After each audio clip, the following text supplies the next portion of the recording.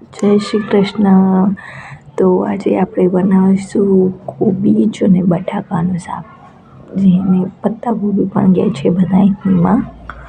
તો આપણે આજે બનાવીશું કોબીજ અને બટાકાનું શાક. જો બહુ જ ટેસ્ટી બને છે અને બહુ જ આસાન છે. તો આપણે પહેલાં લઈશું કઢાઈમાં નાખીશું 2 ચમચી તેલ. ઓછા તેલમાં પણ બહુ જ યમ્મી સબ્જી બને છે આ. પછી એમાં નાખીશું આપણે જીરું થોડુંક થવા દઈશું. પછી એમાં નાખીશું આપણે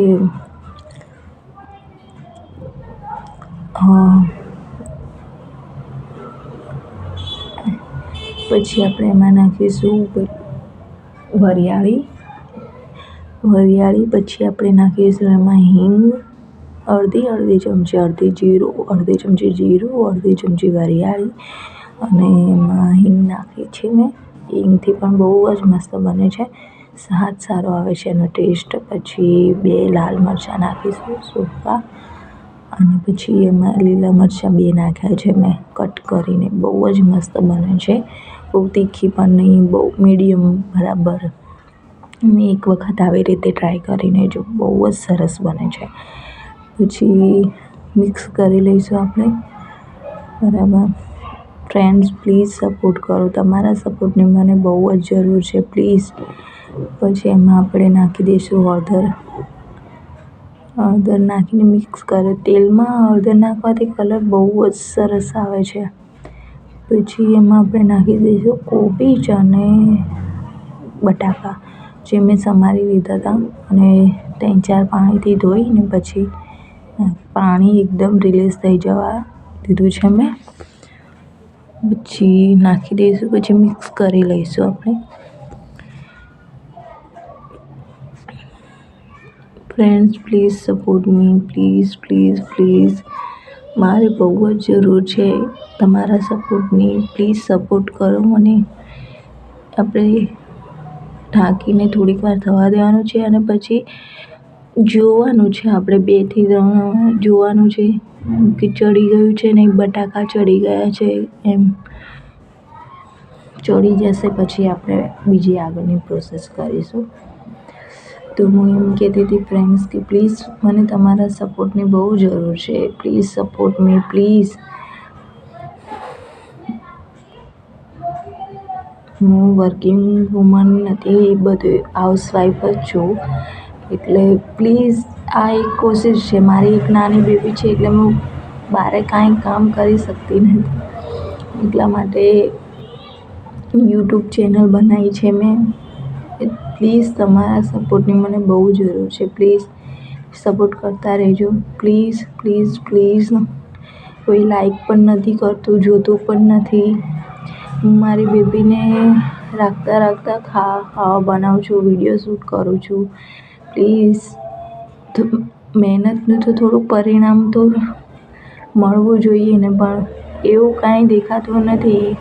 કેટલા દિવસથી મેં વિડીયો નાખ્યા છે પણ કોઈની એક પણ લાઈક નથી કોઈ કરી મને. તમે જોશો આ મારી બેબી રમે છે.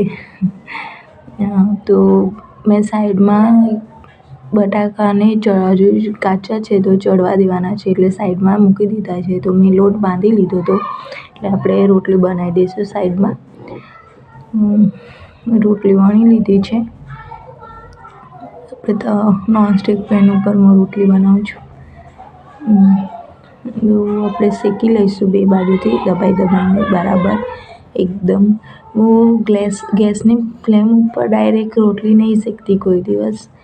એ આપણી માટે હાર્મફુલ છે. એટલા માટે પ્લીઝ તમે પણ ગેસની ફ્લેમ ઉપર ડાયરેક્ટ ના શેકશો રોટલી, તવા ઉપર શેકો.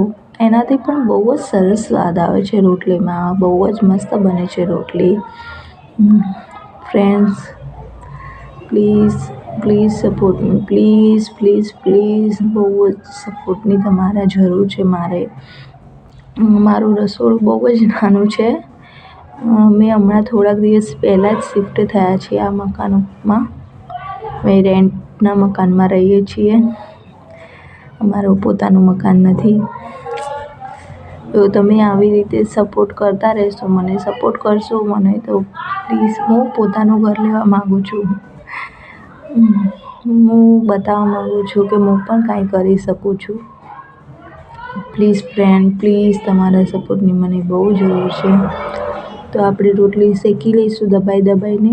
બહુ જ મસ્ત રોટલી પણ બને છે. પ્લીઝ ફ્રેન્ડ, તમારો સપોર્ટ મને બહુ જ આગળ લઈ જશે. Please friends, please. મારી પાસે એટલું બધું છે નહીં કે હું બહુ જ ક્લિયર વિડીયો બનાવું. એ બધું નથી મારી જોડે, એટલા માટે શાયદ તમે મને સપોર્ટ કરતા નથી. પ્લીઝ ફ્રેન્ડ, સપોર્ટ કરો પ્લીઝ.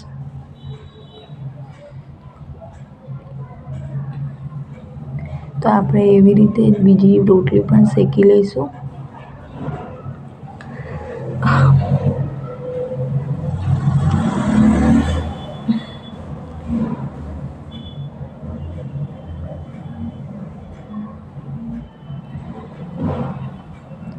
તો આપણી 2 રોટલી થઈ ગઈ છે. અને આપણે પાછું મેં બીજા ગેસ ઉપર તવાઈ મૂકી દીધી છે અને આ ગેસ ઉપર, કેમ કે આ બાજુ લાઇટિંગ થોડીક સારી આવે છે એટલા માટે હું એક ગેસ ઉપર જ આના ઉપર જ હું વિડીયો શૂટ કરું છું. એટલે જીકો હવે બટાકા પણ સરસ બફાઈ ગયા છે, બહુ સરસ થઈ ગયા છે. તો આપણે હવે એમાં નાખીશું લાલ મરચું અને ધાણા જીરું પાવડર નાખીશું. હળદર તો આપણે પહેલાં નાખી દીધી હતી એટલા માટે. અને મિક્સ કરી લઈશું. થોડુંક મસાલો આપણે ચડવા દઈશું થોડીક વાર.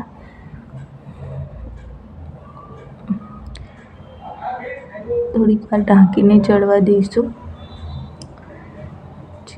થોડીક વાર થઈ જાય, 5 મિનિટ મેં થવા દીધું હતું મસાલો.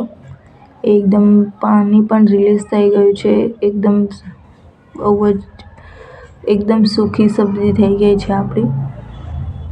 પછી એમાં આપણે નાખીશું આમચૂર પાવડર. આમચૂર પાવડરથી ખટાશ સારી આવે છે.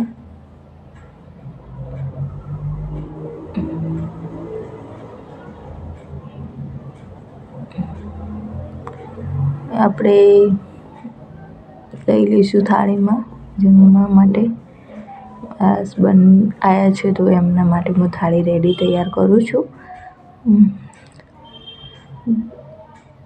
ફ્લેમ બંધ કરી દઈશું આપણે અને સબ્જી નીકાળી લઈશું થાળીમાં અને રોટલી પણ નીકાળી લઈશું. મેં દાળ ભાત જનરલી સબ્જી રોટલી શાક રોટલી જ ખાઈએ છીએ. આમ દાળ ભાત કાં તો દાળ ભાત હોય કાં તો સબ્જી રોટલી, બસ કોઈ બે વસ્તુ જ હોય. શાક રોટલી હોય કાં તો દાળ ભાત હોય, બસ. તો ચાલો જમવા. બહુ જ